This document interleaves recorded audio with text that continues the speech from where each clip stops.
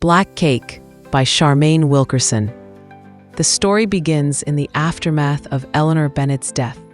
Her two estranged adult children, Byron and Benny, are brought together in California for the reading of her will by the family lawyer, Mr. Mitch. Byron, a successful, driven ocean scientist in his mid-40s, with mahogany skin and hints of gray in his hair, is resentful of his younger sister Benny, whom he hasn't seen in 8 years, not even for their father Bert's funeral 6 years prior. Benny, a tall, big, brown hair. Benny, tall, big brown hair. Pale-skinned woman nearing 37 with a distinctive blondish afro puff, feels rejected by her family and is struggling to establish her career and personal life in New York. The siblings' reunion is tense. Byron barely acknowledges Benny.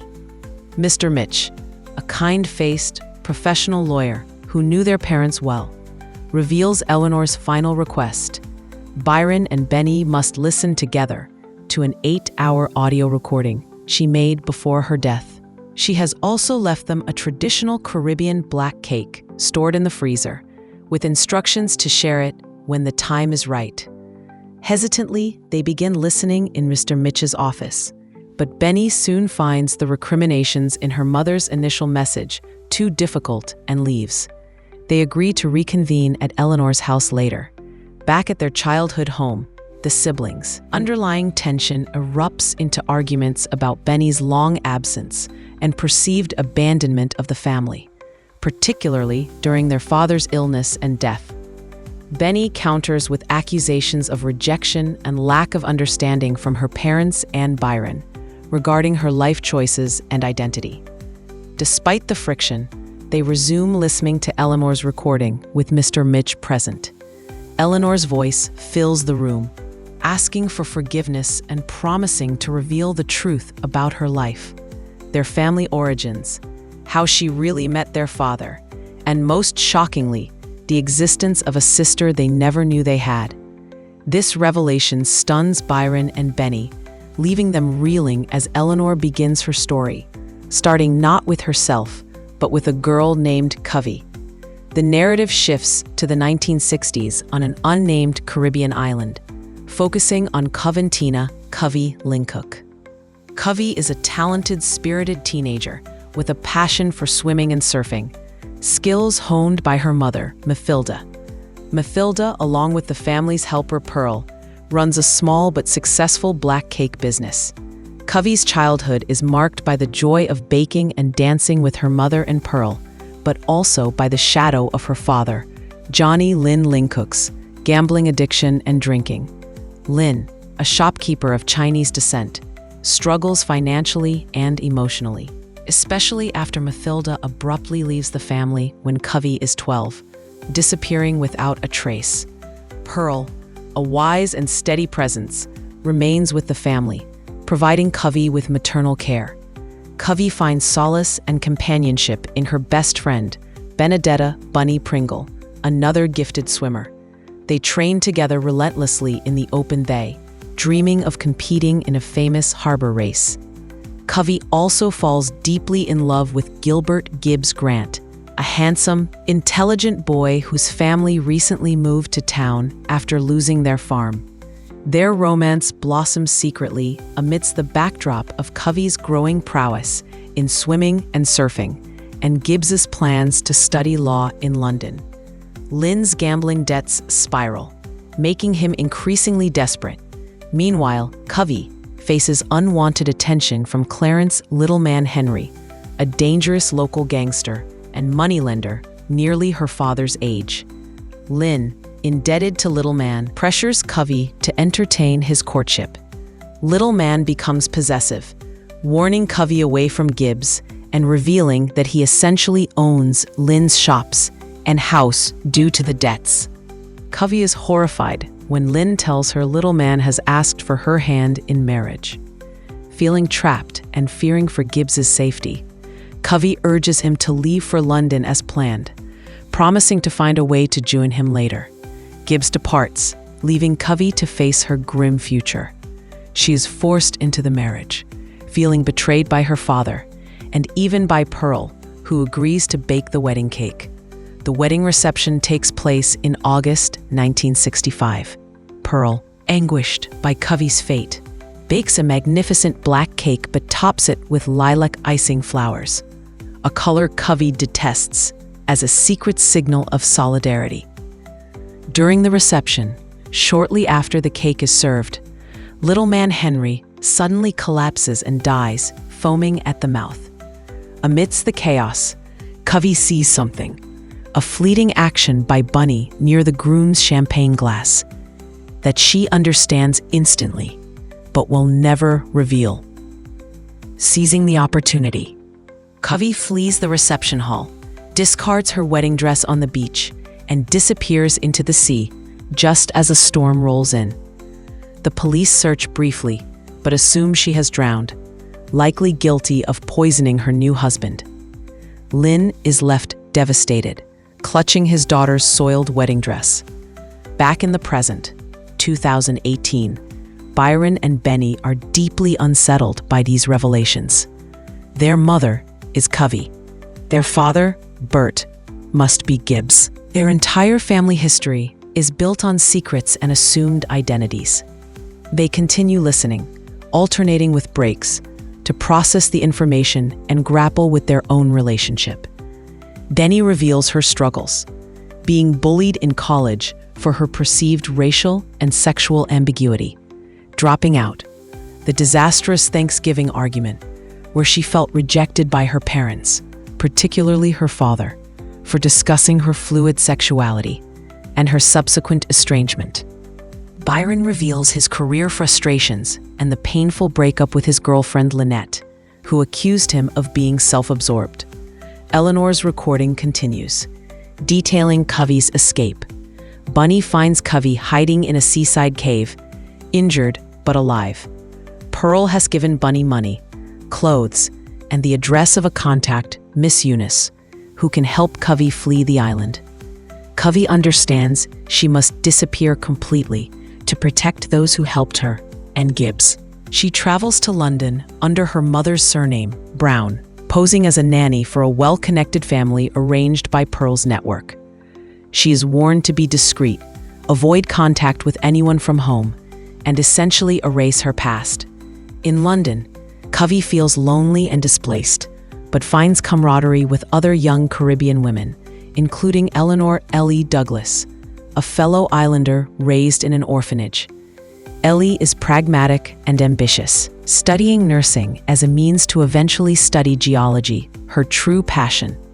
Covey, still using the name Coventina Brown, feels a kinship with Ellie, and they become close friends, eventually sharing lodgings. Covey confides some truths to Ellie, but not the full story of her escape. Ellie, frustrated by institutional barriers, preventing her from pursuing geology in the UK, plans to move to Edinburgh, Scotland, for better opportunities, and convinces Covey to come with her. Tragedy strikes again. Their train to Edinburgh crashes violently. Covey survives, but is injured. She finds Ellie fatally wounded. In the hospital, mistaken for Eleanor Douglas due to possessing Ellie's purse, Covey makes a fateful decision, seeing an opportunity to shed her haunted past and the identity of Coventina Brown, reported dead in the crash. She assumes Ellie's identity. He destroys evidence linking her to her past and Ellie's contacts, embracing the persona of Eleanor Douglas. As Eleanor Douglas, she takes the clerical job originally intended for Ellie in Edinburgh. However, her newfound safety is short-lived. Her supervisor sexually assaults her. Traumatized and isolated, Eleanor leaves the job and discovers she is pregnant. Feeling she has no resources or support, she enters a home for unwed mothers in London, where she is pressured into giving up her baby daughter for adoption shortly after birth in 1969. She names the baby Mathilda, after her own lost mother. This loss becomes a profound, enduring grief. Heartbroken and adrift, Eleanor eventually has a chance encounter in London with Gibbs Grant. Overjoyed and disbelieving, they reunite to protect Covey, now Eleanor, and build a future together. Gibbs changes his name to Bert Bennett. They decide to emigrate to the United States, specifically California, seeking distance from anyone who might recognize them. There, they build a seemingly successful life. Bert becomes a lawyer, Eleanor an accountant. They have Byron, then Benny. They maintain their secrets, telling their children they were orphans from the islands. Eleanor carries the hidden pain of her past, the loss of her mother, her island home, her name, little man's death, Ellie's death, and especially the daughter she gave up. This hidden grief manifests in occasional periods of deep depression, which her family perceives as unexplained headaches or fatigue. In the present, Byron and Benny struggle with this new, complex image of their parents. Benny realizes her mother's hidden traumas might explain some of her past behavior and feels a new empathy, but also sadness that her mother couldn't share her burdens. Byron feels betrayed by the lifelong deception, but also recognizes his parents' resilience. The recording details Eleanor's later years after Bert's death, her deepening loneliness, her attempt to reconcile with Benny, and the surfing accident, which she confesses was a suicide attempt born of despair. This event, however, leads to medical tests revealing her terminal illness. Facing her mortality, Eleanor resolves to find her lost daughter. Using the internet, she discovers Marble Martin, a UK-based food writer and television personality whose age, birth date, and striking resemblance confirm she is baby Mathilda. Eleanor contacts Charles Mitch to help her navigate this and prepare her final message. She manages to speak briefly with Etta Pringle, Bunny, after recognizing her at a speaking event, revealing her survival after 50 years. Eleanor's recording concludes with apologies to Byron and Benny, expressing her deep love for them and acknowledging the pressures they faced growing up. She validates Benny's choices, expresses regret for not being more supportive, and emphasizes that despite the secrets, her identity as their mother is the truest part of her.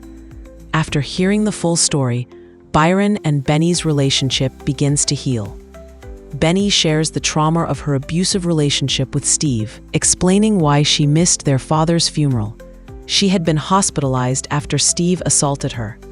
Byron, filled with remorse for his judgment and distance, embraces his sister.